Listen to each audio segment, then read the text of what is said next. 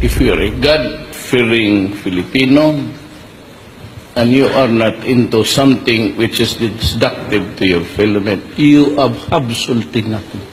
I will die for you.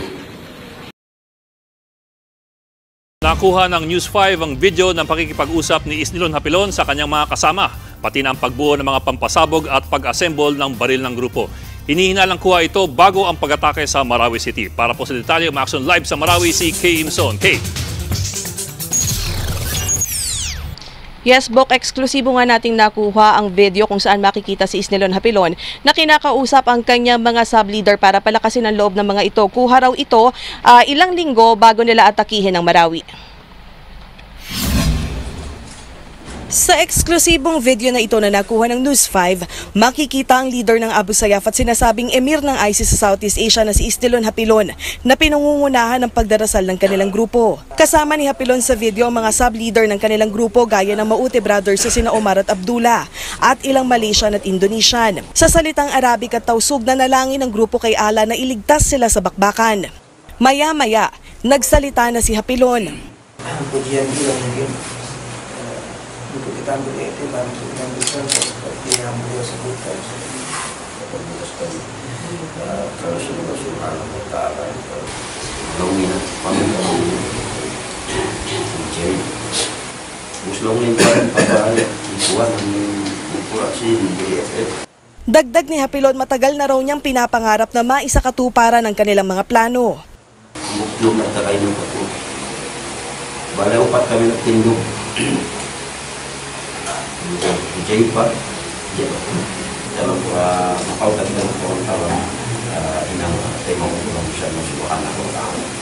Hinimok din ni Hapilon ang mga kasama na huwag pang hinaan ng loob dahil suportado raw sila ng pinuno ng ISIS na si Abu Bakar al-Baghdadi. Subhanahu wa Ta'ala. Alhamdulillah, puasa jatuh po kasahit niya. Masih kita nyo ulang ng Quran yung Subhanahu wa Ta'ala ya baita Allah Ta'ala jahidu fillah kajihadi al-istaghfar. Bago maghiwa-hiwalay, nagdasal muli ang grupo at sinambit ang mga pangalan ng kanilang mga kinikilalang propeta para gabayan sila ng mga ito. Indana minallahi fihi burhan.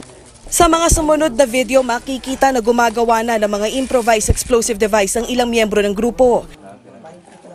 Habang ang ilan naman, nag-eehersisyo para mapalakas ang pangangatawan. Ang grupo naman na ito pinag-aaralang mabuti ang bawat parte ng iba't ibang uri ng matataas na kalibre ng baril. Hindi malinaw kung kailan kinuhanan ng video pero makikita dito sa kanyang data files na May 14, 2017 ito kinuhanan. Mga 2 linggo na lamang iyan bago gawin ng grupo yung kanilang tinatawag na grand plan na atakihin ng Marawi. Pero 3 araw bago ito mangyari, ni-raid ng mga sundalong isa sa mga safe house ni Hapilon kung saan kasamang na-recover ang video na ito ng pagpaplano ng grupo. 23 araw na pero patuloy pa rin ang bakbakan dito sa Marawi. Bagamat patuloy na nababawi ng tropa ang mga importanteng posisyon ng mga terorista, hindi pa rin malinaw kung kailan matatapos ang krisis. Kanina, dumating pa sa Marawi ang mga karagdagang Simba tanks ng Army para mag-reinforce sa mga tropang nasa loob. Samantala, Bok, kanina ay 3 lalaki ang nagpakilalang mag-aama ang lumapit sa mga otoridad. Tumakas daw sila galing sa barangay Mongkado, Kadingilan dahil sa tindi ng bakbakan.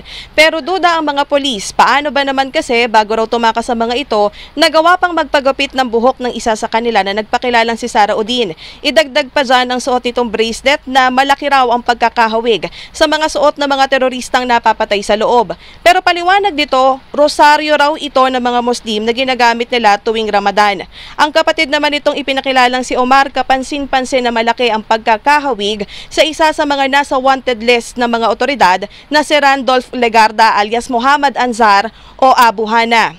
Samantala, Bok, mananatili muna ang 3 sa kustodiya ng PNP para nga sa questioning. Bok. Kay, may idea ba tayo kung kailan nakuha ng gobyerno itong video na ito? I asked that kasi earlier may reports from the government side na na-team din daw ng gobyerno ang paglusob sa Marawi bago mangyari.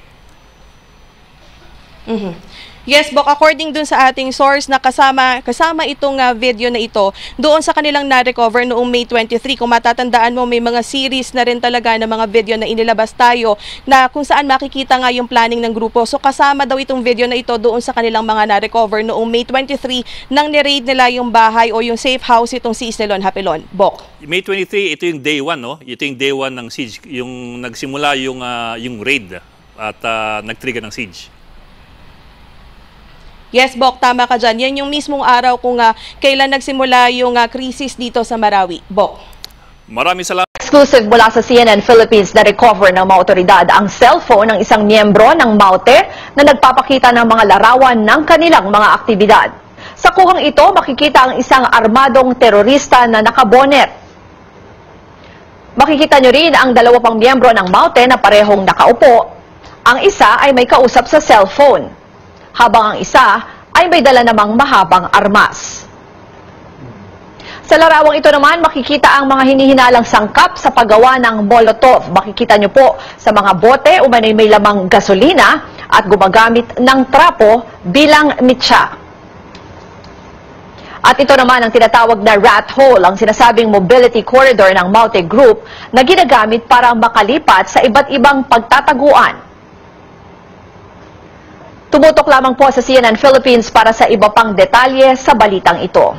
Hindi pa raw patay ang leader ng MAUTE Groups na si Omar Maute.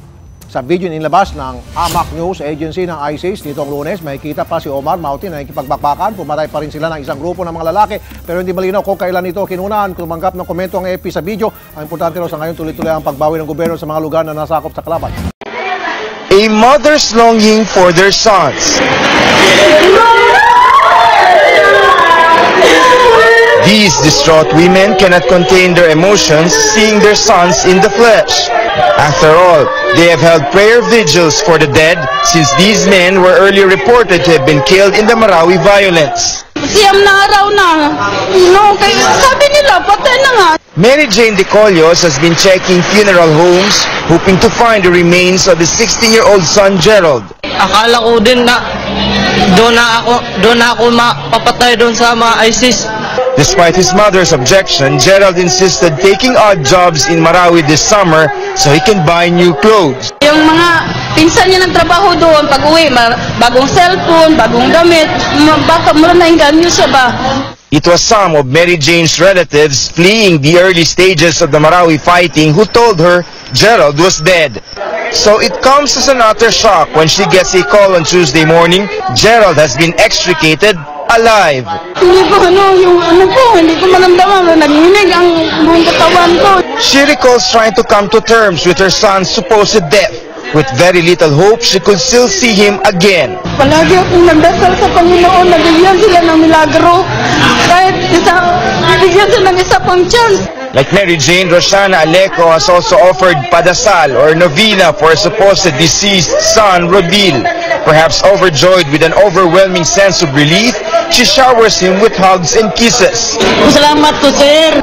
The emotional reunion serves as a ray of hope in a rather depressing situation playing out in Marawi. Hundreds of civilians remain trapped inside the war zone. With their fate still uncertain, there's so much need for hope and miracles that they too will all come out alive. Pag hindi nila pa nakita ang anak nila, hindi sila mawala ng pag-asa. Magdasal lang silang magdasal sa Panginoon. Baka may milagro din, tulad na nangyari sa amin. In Iligan City, David Santos, CNN Philippines. Well, stories here in Marawi City are not just about conflict and destruction. Sometimes we come across some heartwarming stories like that of Saipuding Mariga and Geraldine Mangutara, husband and wife, separated by war, now reunited. Sa mahal namin na President Duterte, kami po ay Muslim. Itigil niyo na itong malalaking bomba. Hindi ka maawa sa akin. Maawa ka sa iba sa loob. That was Saipuding Mariga early in June, when he barged into the press conference of Secretary Jesus Dureza at the provincial capital.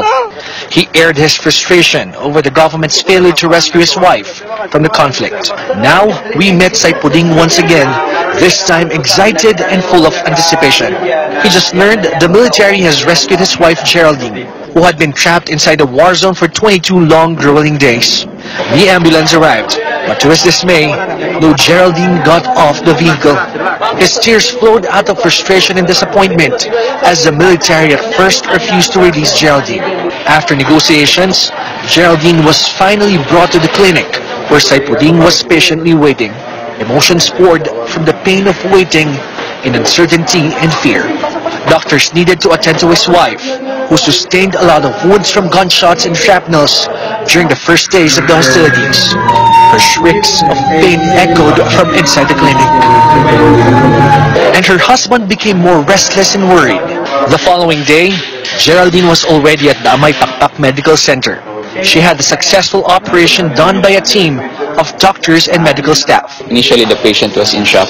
So baka dahil sa sepsis ng mga complication ng sugat na nakuha niya. So the patient had multiple injuries, no? Particularly sa paa. May dalawang gunshot wound siya sa may knee at saka sa may ankle na part. And buti na lang, nung na-x-ray namin dito sa hospital, after we brought her here, wala namang fractures. Geraldine narrated her experience incoherently. Still disoriented but responsive, she broke down when she started sharing how difficult it was to stay alive inside the danger zone. Basta makalat lang yung katawan mo, masaya na kami noon. Yung rescue na. Saipudin stayed beside his wife, lovingly looking after her. Both are grateful their family is once again complete. Walang maitatapat sa saya namin dalawa. Pati yung mga anak namin, nabuko ulit ang pamilya ko. There are more families like them separated by war and brutality. Over 200,000 civilians have been displaced in Marawi. Hundreds are still trapped in the war zone and dozens killed. Magmahalan tayong mga Pilipino. Mag-iisa tayo sa bawat isa. Tulungan natin ang dapat buhayin. Agapan natin ang nanghihingalong taong may pag-asa pang mabuhay. The story of Saipudin and Geraldine is proof hope can still rise from the rubble. Well, because of lack of blood in the hospital's blood bank, now doctors, nurses, and some volunteers donated their blood that Geraldine's operation could proceed. Now, Amay Pakpak Medical Center Director Amer Saber says they reopened the hospital to serve people in need of immediate medical attention. Now, the hospital has state-of-the-art facilities which are comparable to leading private hospitals there in Manila. Now, Dr. Saber says such facilities must be used to treat the injured, and currently they have a skeletal workforce as of now, and they're starting to get more medical supplies from Iligan City. And despite these challenges, he says patients are welcome at the Amay Pakpak Medical Center 24/7. Pia. George, any news about the hostages of the Maute group? Well, the Crisis Management Committee says hostages are being used as human shields of the Maute fighters. CMC spokesperson Zia Alonto Adyong says the military has reported the hostages are still alive, and authorities have yet to give us the exact number as to how many hostages are there. But according to Alonto, based on the latest military report, there are sightings of these hostages at least 3 days ago. Yeah. George Cahilas there bringing us the stories from the front lines in Marawi. Now,